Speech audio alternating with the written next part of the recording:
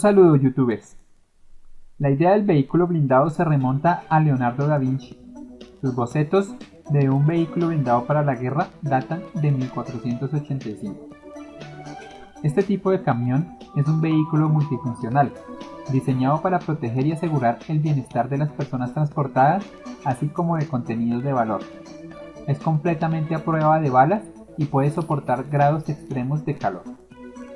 Entre los primeros coches blindados construidos está el Bellamore Armored Motor Bank Car de 1910, que estaba destinado a funcionar como los autos blindados de servicios bancarios de hoy y además también como una sucursal del Banco Móvil.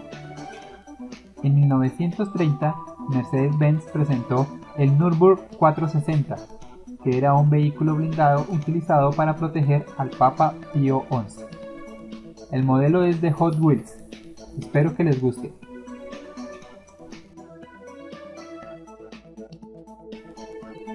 Bonito azul sobre la carrocería plástica para este modelo.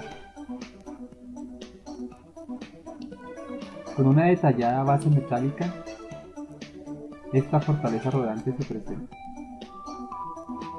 En el frente, un bumper que sobresale de la carrocería, faros dobles y una parrilla amplia.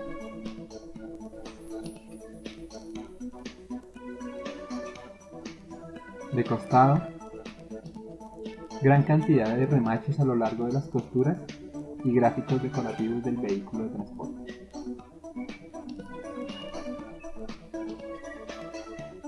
Atrás, una puerta remachada que se puede abrir y muestra una cerradura interna de seguridad.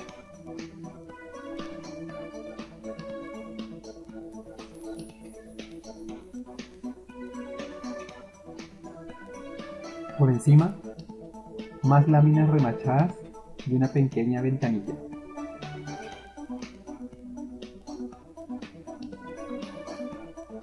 Todo un rudo modelo para esta oportunidad. No olviden suscribirse, comentar y si les gustó, manita arriba. Hasta la próxima, amigos.